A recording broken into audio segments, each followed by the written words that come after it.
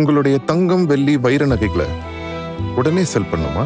நம்பிக்கையான நிறுவனம் Max Gold. Call 04445454545. Max Gold, cash for gold.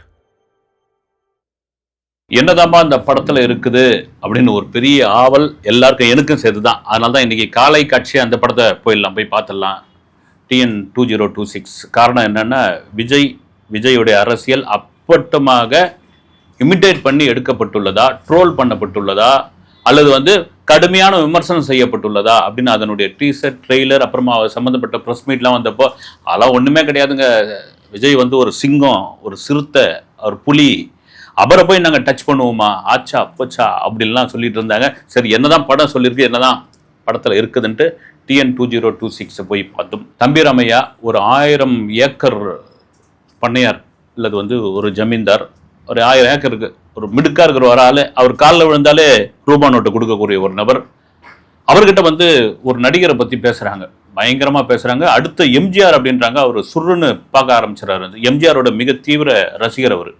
எம்ஜிஆரை தான் அவர் கடவுளாக கும்பிட்றாரு. அடுத்த எம்ஜிஆர் யார் அப்படின் போது அவங்க வீட்டில் இருக்கிற வேலைக்காரங்க, டிரைவர் எல்லாருமே சொல்கிறாங்க, ஆமாம் முதலாளி, நான் பார்த்தோம், அடுத்த எம்ஜிஆர் அவர் தான் அப்படின்னு பிடிச்சிடுவாங்க அந்த தம்பி அப்படின்றாரு.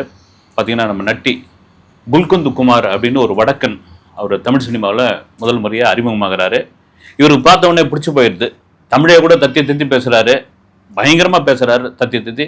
அப்படியேப்பட்ட ஒரு நபரை எம்ஜிஆராக மாற்றி ஆகணும், அடுத்த எம்ஜிஆராக மாற்றி ஆகணுன்ட்டு அத்தனை பொறுப்பையும் தம்பி ராமையா ஏற்றுக்கிறாரு. அதற்காக சில பல ஏக்கர்கள்லாம் விற்கிறாரு.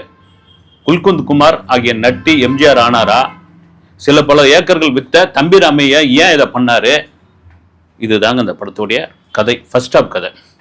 ஏன்னா அதையும் சொல்லி ஆகணும்.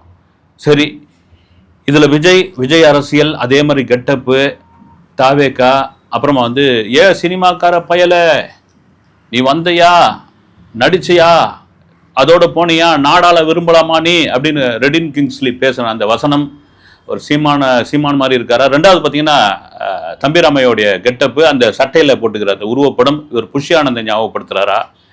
இதில் இவர் MS பாஸ்கர் நாஞ்சில் சம்பத்தா அல்லது இளவரசி யாரு, இப்படியா கேள்விகள்லாம் இருந்தப்போ இந்த ஃபர்ஸ்ட் ஹாஃப் முழுக்க என்ன போகுதுன்னா, இவர் ஒரு நடிகர், இவரை வச்சு படம் பண்ணுறாரு தம்பி ராமையா. அவர் படங்கள் பண்ணிக்கிட்டு இருக்காரு. அடுத்து எம்ஜிஆர் ஒரு நிலைக்கு கொண்டு வராரு. அப்படி எம்ஜிஆர் ஆனாரா அப்படின்ற பொழுது ஒரு இன்ட்ரோல் பிளாக் ஒன்று வருது. இன்ட்ரோல் பிளாக் அப்புறம் விஜயோட மேட்டர் ஆரம்பிக்கிறாங்க. எனக்குரிய தம்பி, நீங்கள் நடிச்சிட்டீங்க, பெரிய ஆள் ஆகிட்டீங்க, அடுத்து நம்மளுடைய இலக்கு கட்சி, தனி கட்சி தான். உங்களுக்கு பாருங்க, உங்களை சிஎம்மா கொண்டாடுறதுக்கு எத்தனை பேர் காத்துக்கிட்டு இருக்காங்க, ஆரம்பிங்க கட்சியை, பார்த்துடலாம் ஒரு களத்துன்னு சொல்லி போய் நட்டியை கொண்டு போய் நிற்க வைக்கிறாங்க. அப்படியே டிட்டோ அந்த ஒயிட் ஷர்ட்டு, சந்தன கலர் பேண்ட்டு, அதே மாதிரி ஒரு கெட்டப்பு எல்லாத்தையும் போட்டு அதுக்குள்ள பல விஷயங்கள், விஜய் சம்மந்தப்பட்ட விஷயங்கள், தாவேக்கா சம்மந்தப்பட்ட விஷயங்களை கொண்டு சேர்க்குறாங்க. இல்லை என்னன்னா, இது ஒரு சீரியஸ் படமா, ஒரு காமெடி படமா, ஒரு என்ன பண்ணுறது, ஒரு பொலிட்டிக்கல் படமா அப்படின்ட்டு புரிஞ்சிக்கவே முடியல. ஃபர்ஸ்ட் ஆஃப் முழுக்க அப்படி போன ஒரு படம் கண்டிப்பாக எல்லாரும், நான் உட்பட தியேட்டரில் எதிர்பார்த்தது எப்படின்னா, இந்த விஜயோட போர்ஷன் எப்போ ஆரம்பிக்க போகிறாங்க, இல்லை தாவேக்கா அரசியலை இதை எப்போ கொண்டு சேர்க்க போகிறாங்க, இல்லை அது பொய்யா, இல்லை விஜயை ட்ரோல் பண்ணியிருக்காங்களா, இல்லை தாவேக்காவை கிண்டல் பண்ணியிருக்காங்களா, இப்படின்ற மாதிரி எதிர்பார்ப்புக்கும் அது இன்ட்ரோவலுக்கு அப்புறம் தான் தொடங்குனோடனே அதே மாதிரி கூட்டம் வருது. அப்புறம் ஒரு நடிகை கூட ஒரு தொடர்பு ஒன்று இருக்குது அந்த ஹீரோவுக்கு, அது ஒரு பெரிய பிரச்சனையாக மாறுது. அப்புறம் அது விவாகரத்துன்ற ஒரு விஷயத்துக்குள்ளே வருது. இவர் அரசியலுக்குள்ளே வந்துட்டார் அப்படின் பொழுது அந்த எதிர்கட்சிகள், ஆளுங்கட்சிகள்லாம் செஞ்சு என்ன மாதிரியான ஒரு பிளான் பண்ணுறாங்க. இதுக்கெல்லாம் காரணம் ஒரு ட்விஸ்ட் ஒன்று, அதை சொல்ல வேணாம். அது ஓகே, இதான்பா கதை. தம்பி ராமையா தான் அதுக்கான கதையை எழுதியிருக்கிறார். அவருடைய மகன் உமாபதி ராமையா தான் இந்த படத்தை இயக்கி இருக்கிறார். துபாயை சேர்ந்த கண்ணன் ரவி தான் இந்த படத்தை ப்ரொடியூஸ் பண்ணியிருக்கிறார். நட்டி, MS பாஸ்கர், இளவரசு, யாஷிகா ஆனந்த், அப்புறம் சாந்தினி தமிழரசன், இப்படி இவங்களாம் நடிச்சிருக்காங்க. முழுக்க இந்த திரைப்படம் நட்டி தம்பி ராமையா மேலே தான் அந்த படமே போயிட்டுருக்கு. குறிப்பாக தம்பி ராமையா வழக்கம் போல் அந்த எதுகை மோனையோட பேசுறது, ஓவர் ஆக்டிங்கை இன்னும் கொஞ்சம் அள்ளி தெரிக்கிறது. இவர் என்ன நோக்கத்துக்காக இவரை நட்டி அந்த குல்குந்து குமாரை இவர் கொண்டு வராரு, ஏன் கொண்டு வராரு, ஏன் அரசியல் களத்துக்குள்ளே இவர் சேர்க்குறாரு, இந்த மாதிரியான கேள்விகள்லாம் எழுந்துக்கிட்டே இருக்குது. ஒரு கட்டத்துக்கு அப்புறம் இந்த ட்ரெஸ் கோடு, அப்புறம் பேசுகிற பேச்சு, அப்புறம் சில நிகழ்வுகள், சில சம்பவங்கள், இதெல்லாம் எனக்கு தெரிஞ்சு பார்த்தீங்கன்னா ஒன்று போல்டாக காமிச்சிட்டு இருக்கணும், இல்லைன்னா வந்து அதை வந்து தெரியாத மாதிரி ஒரு டீகோட் பண்ணியிருக்கணும். நீங்கள் சொல்லுவாங்க இல்லைங்களா, சில டைரக்டர்லாம் ஜாதி படம் எடுக்கிறாங்கன்னு. வெற்றிமாறனை பார்த்தீங்கன்னா அது அந்த ஜாதி படம்ன்ற மாதிரியான ஒரு சாயல் தெரியாமலே ஒரு சில காட்சிகள்லாம் கொண்டு போவார். அது ஒரு டெக்னிக்கு.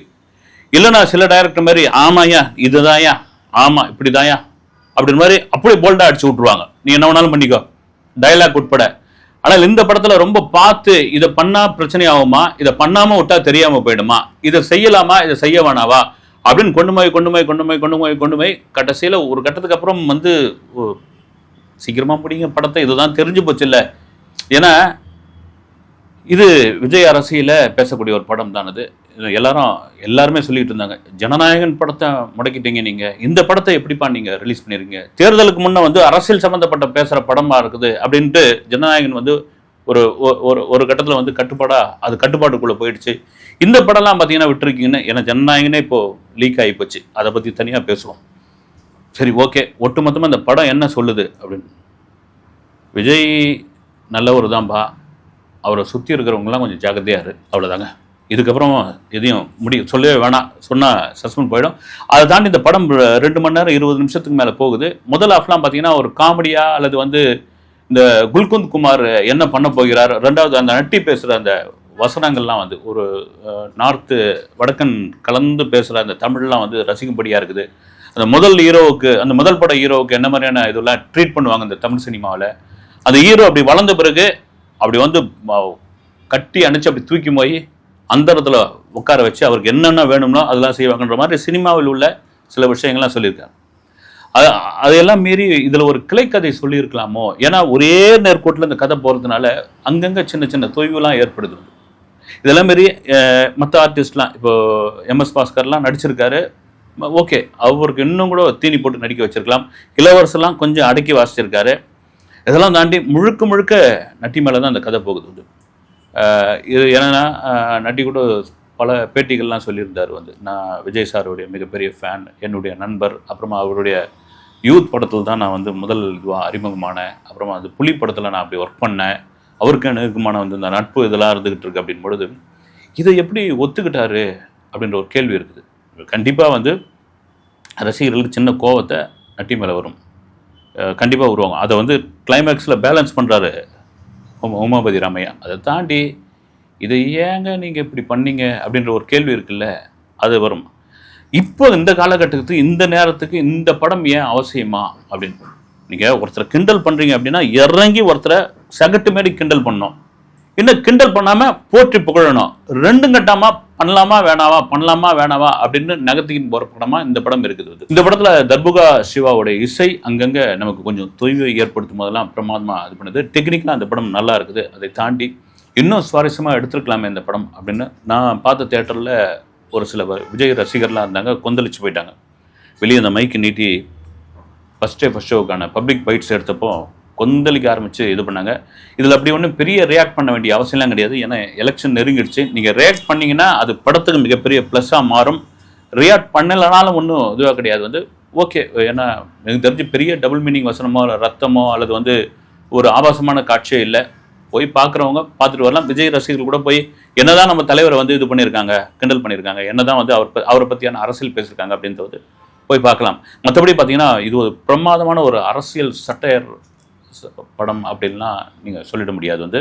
ஓகே, அடுத்த வீடியோவில் சந்திக்கிறேன். நன்றி.